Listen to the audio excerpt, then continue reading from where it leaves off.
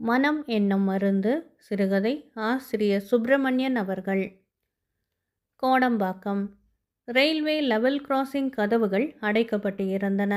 Railway லைன்களின் இருபுறமும் ஜனங்கள் கூட்டம் தேர் திருவிழா கூட்டத்துக்கு சமமாக பெருகி வந்தது. ஜனக்கூட்டத்தை சிதறடித்து கொண்டும் முந்திக் கொண்டும் ரிக்ஷா, ஆட்டோ ரிக்ஷா, வைக்கோல் வண்டி, டாக்ஸி, டாக்ஸி அல்லாத சொந்த மோட்டார், செங்கல் லாரி, இப்படி இனத்துக்கொரு வகையான வகையறா கதவை முட்டினார் போல நிற்க போட்டி போட்டன. கோவிந்தம்மாள் இந்த சந்தடியின் நின்றும் கொஞ்சம் விலகினார் போல நிற்க எண்ணி பின்னால் நகர்ந்தாள். அவள் இடது புறமாக இன்னொரு கார் வந்து நின்றது. கார் என்றால் அழகான கார், கப்பல் மாதிரி எவ்வளவு பெரியது! அதன் அழகை ஒரு முறை நன்றாக பார்த்து ரசிக்க வேண்டும் என்று திரும்பினாள் அவள். காரினுள் முன் சீட்டிலே தனக்கு பரிச்சயமான ஒரு பெண் முகத்தை கண்டாள். அதே சமயம் காரினுள் இருந்த அந்த பெண் பேசினாள். அடி கோவிந்தம்மா, என்ன உன கண்ணிலேயே காணவில்லை? என்னடி ஒரு மாதிரியாக இருக்கிறாய், ஏதாவது என்று சொல்லி முடிப்பதற்குள் கோவிந்தம்மாளின் கண்கள் பொல பொலவென்று நீரை பெருக்கின. போயிட்டாரம்மா என தெருவில் விட்டுவிட்டு அவரு போயிட்டாரம்மா என்ற விக்கலுக்கு நடுவிலே அந்த செய்தியை சொன்னாள் கோவிந்தம்மா. காரை ஓட்டும் ஸ்தானத்திலே அந்த பெண்ணின் கணவர் உட்கார்ந்திருந்தார். கோவிந்தம்மாவை பரிதாபத்துடன் பார்த்து கொண்டே மனைவியிடம் ஏதோ பேசினார். அவருக்கு பதில் சொல்லிவிட்டு கோவிந்தம்மாவை பார்த்து ஆறுதல் மொழிகள் சொல்ல ஆரம்பித்தாள் அவள். அடப்பாவுமே, பெரிய இடி போல இருக்கிறதே இது. அதுதான் உன்னை 10 நாட்களா கண்ணிலேயே காணவில்லை. ஏதோ உனக்கு உடம்பு சரியில்லை போல இருக்கிறது என்று எண்ணினேன். போகிறது, நடந்தது நடந்துவிட்டது.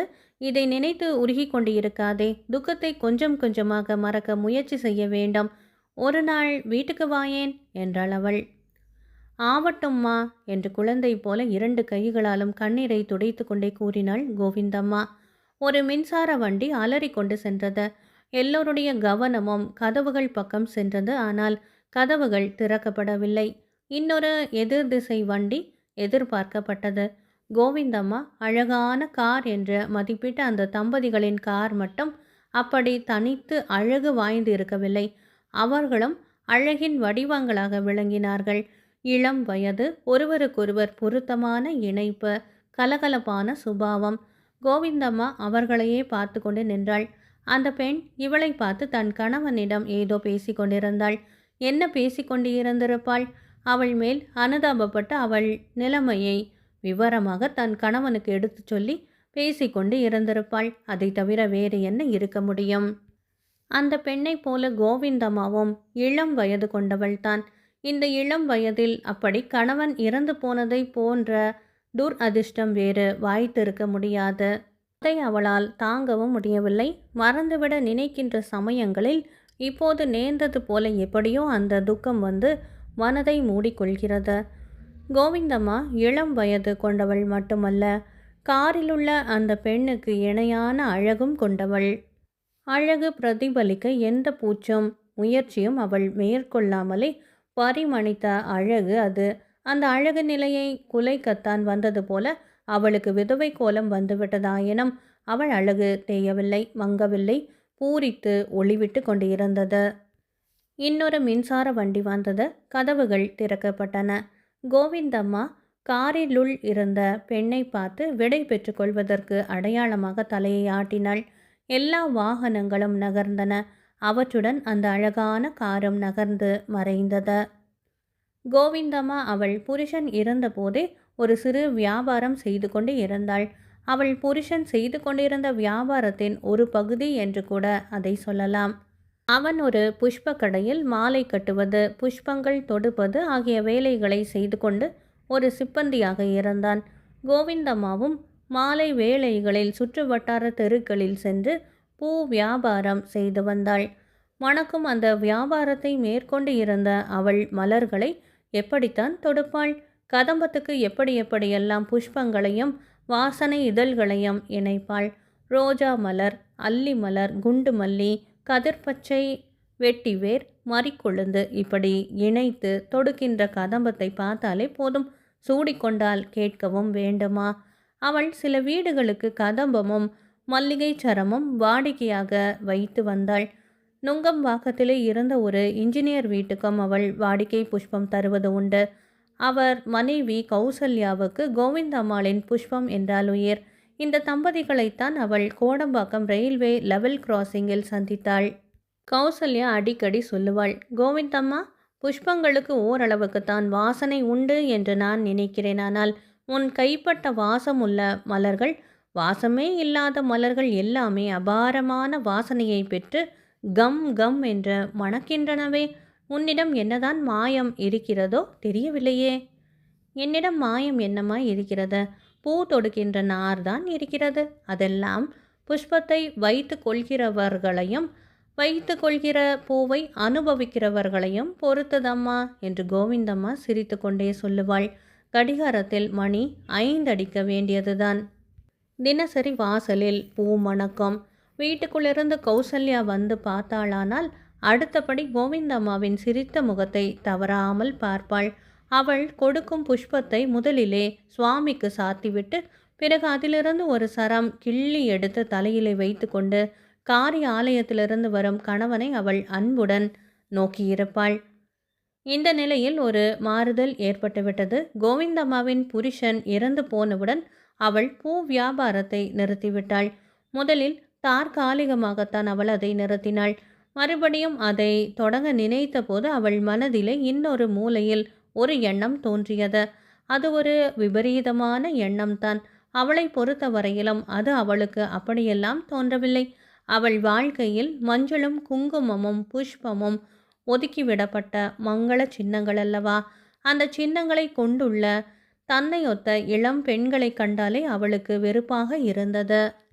அவர்களை மட்டும் தெய்வம் அந்த சந்தோஷ நிலையிலே வைத்துவிட்டு தன்னை கொடுமைப்படுத்திவிட்டதே என்று எண்ணினாள்.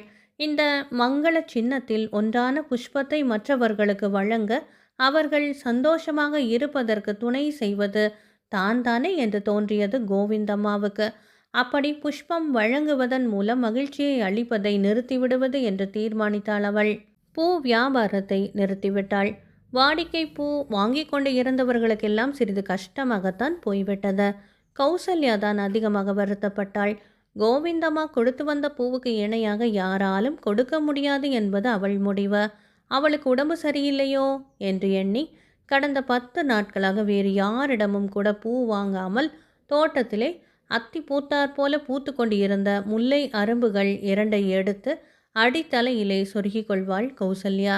அன்றைக்கு கோடம்பாக்கம் லெவல் கிராசிங் அருகிலே சந்தித்த பின்பு 15 நாட்கள் ஆகியும் முன்போல கோவிந்தம்மா புஷ்பம் கொண்டு வராமல் போகவேதான் கௌசல்யா அவள் மேல் கொஞ்சம் ஆத்திரம் கொண்டாள். என்ன காரணத்தினால் புஷ்பம் வைப்பதை நிறுத்திவிட்டாள் என்று பல வகையாக யூகித்து பார்த்தும் அவளால் ஒன்றுமே தெரிந்து கொள்ள முடியவில்லை. ஆனால் கோவிந்தம்மா தன்னை போன்ற இளம் பெண்களுக்கு புஷ்பம் வழங்குவதை நிறுத்திவிட்டதில் ஏதோ மகிழ்ச்சி கூட சிறிது கொண்டவள் போல இருந்தாள். கீரை வியாபாரம் செய்து பிழைப்புக்கு வழியை ஆரம்பித்து கொண்டு விட்டாள். ஒரு நாள் கீரை கூடையுடன் கோவிந்தம்மா காலை வேளையிலே கௌசல்யாவின் வீட்டுக்கு சென்றாள். வீட்டின் முன்புறத்தில் ஒன்றும் சந்தடியை காணோமானால் தாராளமாக முன் ஹாலை தாண்டி உள்ளே சென்று பழக்கமாகியிருந்த கோவிந்தம்மா, அம்மா என்று கூப்பிட்டு கொண்டே உள்ளே போனாள். உள்ளேயும் ஒன்றும் சந்தடியை காணவில்லை. ஆனால் மறு நிமிஷம் கௌசல்யா பரபரப்புடன் வெளியில் வந்தாள். மாஜி பூக்காரியை அங்கே கண்டதும் முகத்தை சுளித்து கொண்டாள். என்ன விஷயம், இப்படி வா என்று முகம் கொடுக்காமல் பேசிக்கொண்டே கோவிந்தம்மாவை வெளியில் வர சொல்லும் தோரணையில் கௌசல்யா தானும் வெளியில் வேகமாக வந்தாள். பார்த்துட்டு போவணும்னு தாமா வந்தேன். அன்னைக்கு கூட வர சொன்னியே, என்ன எப்படியம்மா இருக்க, நல்லா இருக்கியா, முழுவுரியா என்று கேள்வி தொடர்களை ஆரம்பித்தாள் கோவிந்தம்மா. எல்லாம் இருக்கேன், இதுக்கெல்லாம் இப்போதான் நேரம் பார்த்தாயாக்கம். அவர் ரொம்ப உடம்பு குணமில்லாமல் படுத்திருக்கிறார். ஆபத்தா இருக்கு. உன்னிடம் பேசிக்கொண்டு நிற்க எனக்கு நேரமே இல்லை. அப்புறமா வா என்று சொல்லிக்கொண்டே உள்ளே போய்விட்டாள் கௌசல்யா. இது பெரிய அதிர்ச்சியாகத்தான் தோன்றியது கோவிந்தம்மாவுக்கு. கீழே சுமையினால் ஏற்படாத பாரம் மனசுமையின் மூலம் வந்து அவளை கீழே அமுக்கியது. ஏதேதோ சிந்தித்து கொண்டே வீட்டுக்கு போனாள். கௌசல்யாவின் கணவனுக்கு என்ன உடம்பாகியிருக்கும், அவருக்கு என்ன நேரம் என்று நினைத்து பார்த்தபோது இனம் புரியாத ஒரு கிளேசம் அவள் மனதிலே ஏற்பட்டது. அவர் கதி என்ன ஆகும் என்ற ஒரு கேள்வியே நிலைத்து தங்கிவிட்டது. ஒரு நிமிஷம் அந்த தம்பதிகளை சேர்த்து தன் மனக்கண் முன்னால் கற்பனை பண்ணி பார்த்தாள்.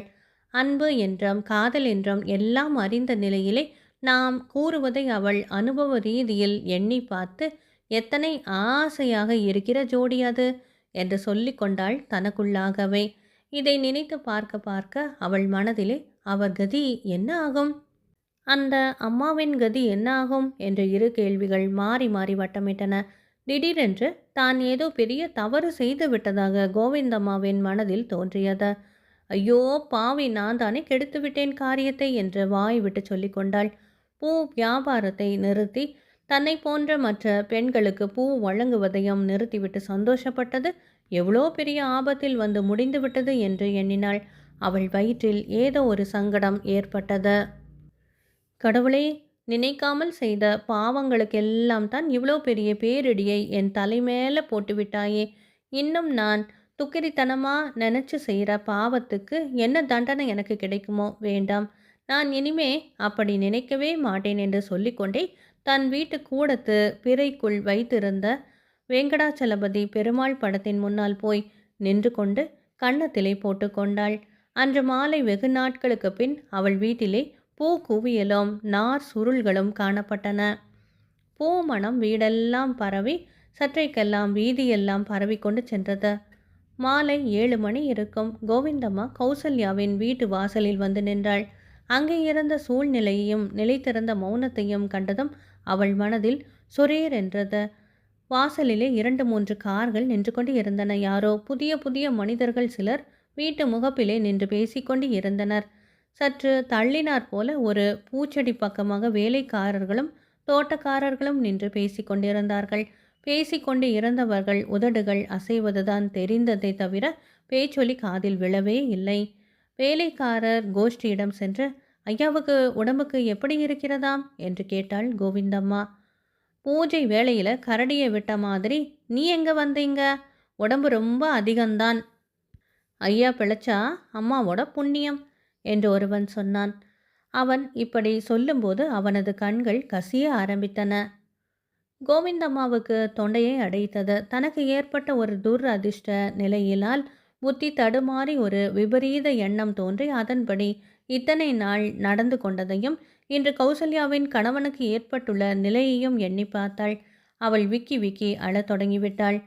இந்தா புள்ள, நீ இங்கே வந்து ஏன் கலாட்டா பண்ணுற? உன்னை யார் இங்கே கூப்பிட்டா? பூ வைக்க இப்போத்தான் நேரம் பார்த்தியா? எதுக்கு இங்கே வந்த? வந்ததும் இல்லாமல் முதல கண்ணீர் விட ஆரம்பிச்சிட்டியே என்று தோட்டக்காரன் கடுமையாக கூறினான். நான் அலுவல, அம்மாவை கொஞ்சம் பார்த்துட்டு போயிடுறேன். போய் அவங்கள கொஞ்சம் வர சொல்லுங்க ஐயா என்றாள் கோவிந்தம்மா. அவர்கள் அவளை திட்டி அனுப்ப முயன்று கொண்டிருந்தபோது கௌசல்யாவை வெளியில் வந்தாள். கோவிந்தம்மா 2 எட்டிலே பாய்ந்து சென்று அவள் முன்னால் நின்றாள். கௌசல்யாவின் தோற்றத்தைக் கண்டு அவள் உள்ளம் வெலவெலத்தது. உடம்பு துரும்பு போல இளைத்து இருந்தது.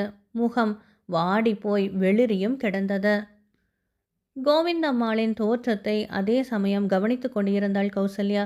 1 மாதத்துக்கு முன்னால் பளிச்சென்று சுமங்கலியாக விளங்கிய அவள் இப்போது தலையிலே பூ இல்லாமல், நெற்றியிலே குங்குமம் இல்லாமல். ஐயோ, இவள் இப்போது இங்கே எதற்காக வந்து இருக்கிறாள்? தெய்வம் இவள் விஜயத்தின் மூலம் நமக்கு சூசனை எதையாவது தெரிவிக்கிறதா என்று எண்ணிக்கொண்டு போன கௌசல்யா திடீரென்று வெறி பிடித்தாற் போல அலறி கொண்டு கேட்டாள். இப்போ எங்கடி வந்த நீ? உன்னை யார் அழைத்தது? யாரும் அழைக்கவில்லை அம்மா, நானே தான் வந்தேன். இன்னும் சொல்லட்டுமா? உன் புருஷன் உசிரை காப்பாற்ற வந்தேன். இந்த கடைசி வார்த்தைகளை கேட்க கௌசல்யாவுக்கு ஒரே மகிழ்ச்சியாக இருந்தது. உன்னால் என்னடி செய்ய முடியும்? 3 டாக்டர்கள் இப்போது இங்கே வந்து இருக்கிறார்கள். இன்று இரவு 12 மணி தாண்டின பிறகுதான் நம்பிக்கையாக ஏதாவது சொல்ல முடியும் என்கிறார்கள். உன்னால் என்ன செய்துவிட முடியும்? முடியும் அம்மா, நான் ஒரு மருந்து கொண்டாந்து இருக்கிறேன். உங்கள் டாக்டர்களையெல்லாம் ரொம்ப அபூர்வமான மருந்துகளை கொண்டாந்து இருக்காங்க இல்லையா? அதையெல்லாம் காட்டியும் இது ஒசந்த மூலிகை அம்மா. இந்தா, நீ வேற ஒன்றும் பண்ண வேண்டாம். இந்த பூவை ஆண்டவன் படத்துக்கு சாத்தி அதில் இருந்து ஒரு சரம் கிள்ளி தலையில் வச்சுக்கிட்டு அந்த ஆண்டவனை வேண்டிக்கணும். உன் புருஷன் பழச்சிடுவாரு என்று ஆவேசம் வந்தவள் போல கூறினாள். பூவுக்கும் மருந்துக்கும் என்னண்டி சம்பந்தம்? உன் புருஷன் தவறி போனதால பாவம் உன் நிதானம் தெரியாமல் ஏதாவது செய்ய தோன்றுகிறதா என்று கொஞ்சம் அனுதாபத்தோடும் விரக்தியோடும் கேட்டாள் கௌசல்யா. நிதானம் தவறினது மெய்தானம்மா. ஆனால் எப்போவோ ஒரு மாசத்துக்கு முந்தி தவறின நிதானத்தை திரும்ப அடைஞ்சு விட்டேன் என்றாள் கோவிந்தம்மா. அவளை பார்க்கும்போது ஒரு தேவதையை பார்ப்பது போல இருந்தது கௌசல்யாவுக்கு. அவள் கொடுத்த பூப்பந்தை வாங்கி கொண்டு உள்ளே போனாள். அன்றைய இரவு மணி 12 நெருங்கி கொண்டு இருந்தது. அந்த வீட்டில் உலகத்து அமைதியெல்லாம் வந்து அடங்கினார் போல இருந்தது. டாக்டர்களும் நண்பர்களும் படுக்கையில் சலனமற்று கிடந்த கௌசல்யாவின் கணவனையே கண் கொட்டாது பார்த்து கொண்டிருந்தனர். டாக்டர்களின் முகங்களையும் தன் கணவனின் நண்பர்களின் முகங்களையும் மாறி மாறி பார்த்து கொண்டிருந்தாள் கௌசல்யா. அபாயகரமான நிலைமை ஏற்பட்டால் டாக்டர்களின் முகபாவங்களிலிருந்து எதுவும் தெரிந்து கொள்ள முடியாது என்று அவளுக்கு தெரியும். 12 அடிக்க இன்னும் ஒரு நிமிஷம் இருந்தது. எல்லாம் வல்ல முருகனின் நாமத்தை சொல்லிக்கொண்டு முருகனின் படம் மாட்டியிருந்த இடத்தை நோக்கினாள் கௌசல்யா. அங்கே கோவிந்தம்மா கொடுத்த பூச்சரம் முருகனை அலங்கரித்து கொண்டிருந்தது. உடனே ஏதோ ஞாபகம் வந்தவள் போல பாய்ந்து சென்று அந்த புஷ்பத்திலே பாதியை எடுத்து தலையிலே சூட்டிக்கொண்டு முருகா என்று கண்ணை மூடி மெய் உருகி நின்றாள். மறுநாள் காலை சூரியோதயம் சமயத்தில் கோவிந்தம்மா கௌசல்யாவின் வீட்டுக்கு வந்தாள். தாராளமாக உள்ளே வந்து அம்மா என்று கூப்பிட்டாள். முல்லை மலர் சிரித்தாற் போல தன் பல்வரிசை தெரிய சிரித்து கொண்டு மலர்ந்த முகத்தினலாக வெளியில் வந்த கௌசல்யா, அடி கோவிந்தம்மா, உன் மருந்துதான் அவரை காப்பாற்றியது. அவர் பிழைத்து கொண்டு விட்டாரடி. இத்தனை காலமாக நீ எனக்கு பூ என்று வழங்கிய அந்த அதிசய பொருள் ஒரு மானசீக மருந்தாக உபயோகமாயிற்றடி என்று மகிழ்ச்சி பொங்க கூறினாள். கோவிந்தம்மாளின் மனதிலே இப்போதுதான் திருப்தி உண்டாயிற்று. அன்பானவர்களே, சுப்பிரமணியன் அவர்கள் எழுதிய மனம் என்னும் மருந்து சிறுகதை நிறைவு பெற்றது. நன்றி.